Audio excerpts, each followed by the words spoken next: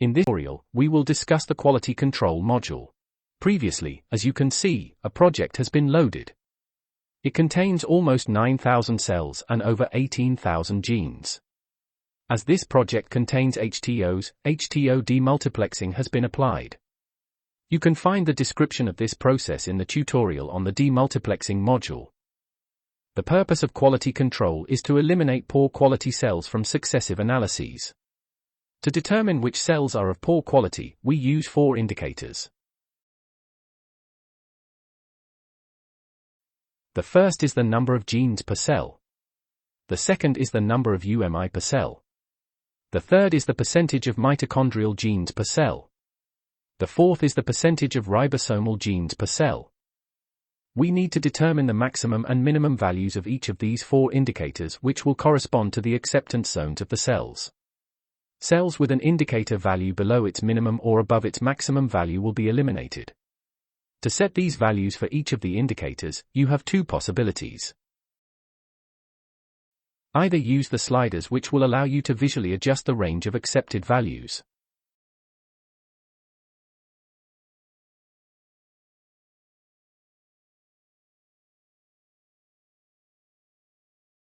Or use the minimum and maximum value fields, which will allow you to manually enter the 2 chosen values. When setting the values by the sliders, you must click on the button below the sliders to assign these values.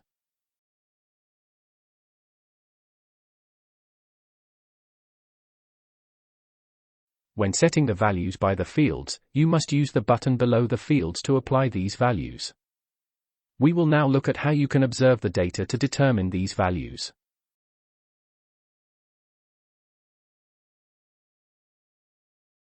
In the second part of the window are the data visualization figures. Each of the 4 indicators is displayed in this way. The number of features corresponds to the number of genes, the number of counts corresponds to the number of UMI, the mito percentage corresponds to the mitochondrial percentage, and the ribo percentage corresponds to the ribosomal percentage. Here you can see violin plots superimposed on the dots. Each dot is a cell. This gives you an idea of the distribution of the indicator for all cells. If your dataset contains HTOs, you can ask to see the distributions of the indicators by HTO.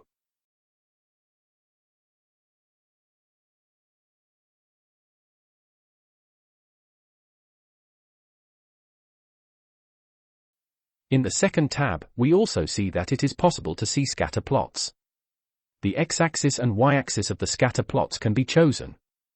We can, for example, take the number of genes versus the percentage of mitochondrial genes.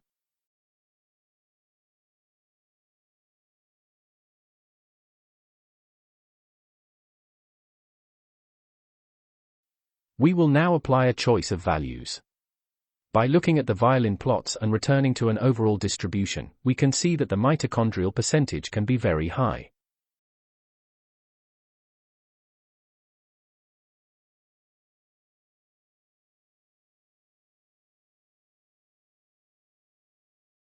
This could indicate the presence of cells in the mortality phase. We can, for example, choose a maximum percentage threshold of 10%.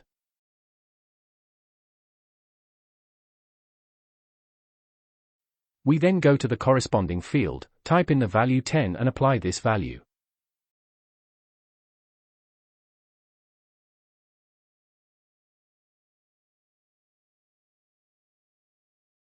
We can see that here the thresholds have just appeared, as red dotted lines.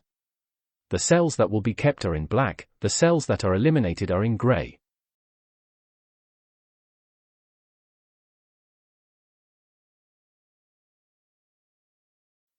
If we go back to the scatter plot, we see here that the red dots are the cells that will be eliminated while the blue dots are the ones that will be kept. If we now choose to visualize the percentage of mitochondrial genes versus the percentage of ribosomal genes, we observe the mutual behavior of these 2 indicators.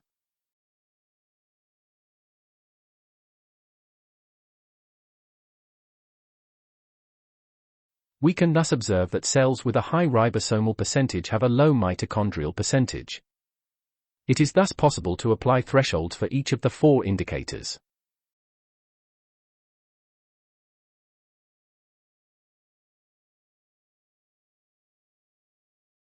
For example, for the ribosomal percentage, we can decide to eliminate cells that are less than 10%.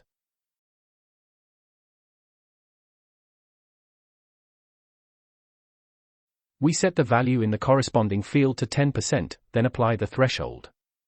Cells below this threshold will be eliminated.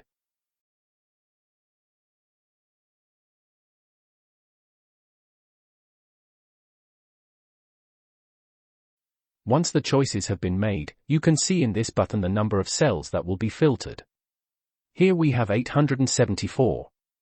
By clicking on this button, ShIVA proposes to create a new project which is a subproject of the initial project.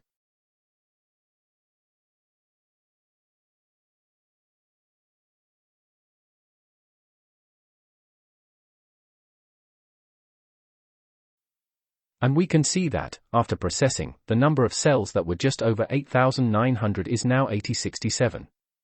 We can then move on to the next module, which is the gene selection. You will find the description of this module in another tutorial.